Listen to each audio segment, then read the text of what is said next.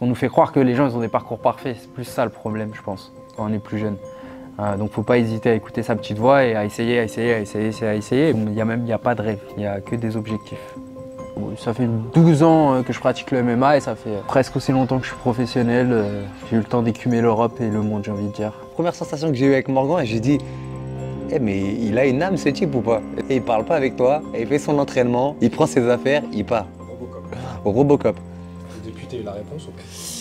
Il a une âme, mais elle est bien cachée.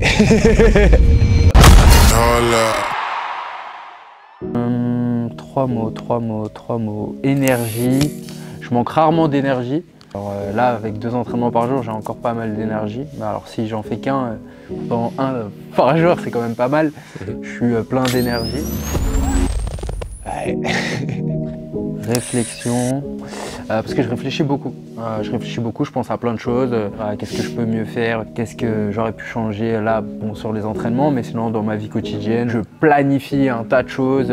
Dans ma tête, on est plusieurs en fait. Il y en a un, il bosse, il y en a un, il fait des trucs.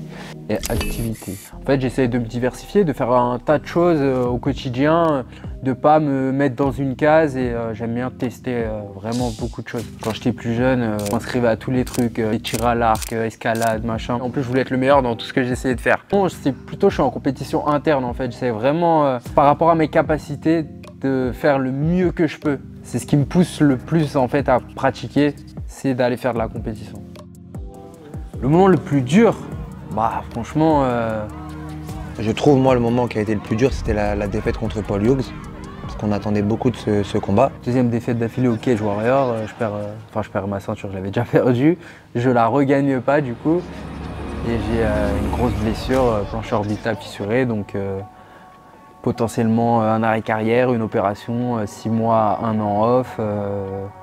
L'UFC c'est très long à ce moment-là. Donc ouais, ça, je pense que c'est un des moments les plus compliqués.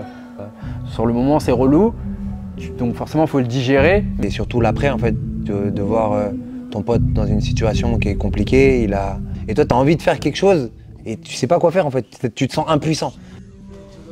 Voilà, ça devait arriver ou ça m'est arrivé. Malheureusement, j'aurais préféré que ça arrive à quelqu'un d'autre, mais c'est sur toi que ça tombe. À partir de ce moment-là, quand c'est arrivé, c'est arrivé. Maintenant, je fais quoi pour aller de l'avant? The Last Pirate, ça lui va bien aussi parce qu'en tant que capitaine de bateau, c'est agréable d'avoir un mec comme ça parce que lui, dans tous les cas, peu importe ce qui va se passer, il va tenir le cap. Ouais. Donc la détermination. Échec ou pas, j'ai continué à travailler. Vraiment, il n'y a rien qui peut vraiment t'arrêter, enfin, à part mourir. Enfin, pour moi, c'est de la persévérance, c'est de la constance, c'est un travail d'année en année. Donc on a essayé de maximiser avant le combat, de remplir toutes les cases, que ce soit sur la récupération, sur l'entraînement, sur tout ce qu'on peut faire, sur l'organisation. Et après, le momentum, il vient au moment du fight, quoi. Est-ce que tu te souviens d'un moment, tu t'es dit dans ta tête, putain j'ai franchi ce cap, aujourd'hui j'ai fait ce que j'avais à faire? Bah franchement, je pense que c'est le premier combat à l'UFC. Hein. Je suis intouchable à ce moment-là. Mais j'étais déjà prêt, ça faisait 10 ans que je m'entraînais pour ce moment-là et j'ai pas chié dans la colle. J'avais 0 doute, non. Et j'allais pas laisser passer le truc comme ça, j'allais pas perdre mon début UFC. C'était impossible. En plus à Paris, à Bercy, après tout ce que j'ai fait pour en arriver là, trop travaillé. J'étais persuadé, c'est impossible. Là, tu dis, je crois que le travail qu'on a fait sur l'année passée, j'ai envie de dire les 10 ans avant, ça y est, tout s'est imbriqué, c'est bon, j'ai compris.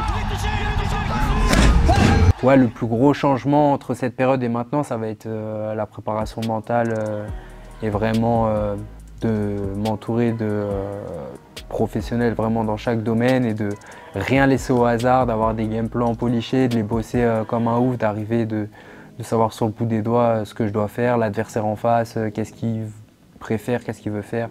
Ça a été vraiment de repousser encore plus les curseurs du haut niveau. Je pense que c'est la différence entre le Morgan d'avant et de maintenant. Donc tu as fait preuve de résilience.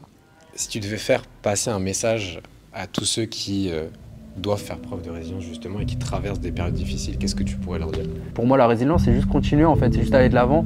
C'est le truc qui t'arrive, ça te glisse sur la peau en fait. Peu importe ce qui t'arrive, il y a moyen de se relever. si tu avais des objectifs, continue à l'atteindre. Et puis après, on peut utiliser plein de petites phrases bateau, mais tu vois, tu vises les étoiles, tu arrives sur la lune, quoi. C'est déjà pas mal. C'est pas mal, c'est pas mal. Le prochain combat, on le prépare bien, comme tous les combats, j'ai envie de te dire. Après, c'est un Anglais en Angleterre. Déjà, en termes de storytelling, il y a une histoire à raconter. Tous deux étaient au Cage Warrior. Retour de Morgan sur les terres anglaises. La dernière fois qu'on y allait, on n'est pas reparti avec ce qu'on voulait. Cette fois-ci, on va revenir avec ce qu'on veut. Maintenant, on sait finir les combats quand on le souhaite, comme on le souhaite. Combattre comme on le veut, amener le combat là où on veut. Et puis trouver ma façon d'être, quoi, dans la cage. Hein? Il y a un goût un peu particulier. Tu veux quoi? Tu veux la vidéo pour les clics ou... Non, il n'y a pas de goût particulier, un combat ça reste un combat. Maintenant vous dire on va le mettre KO, premier, deuxième, troisième, moi tout ça c'est des conneries, moi je veux juste qu'on gagne. Le reste, ça appartient à l'histoire.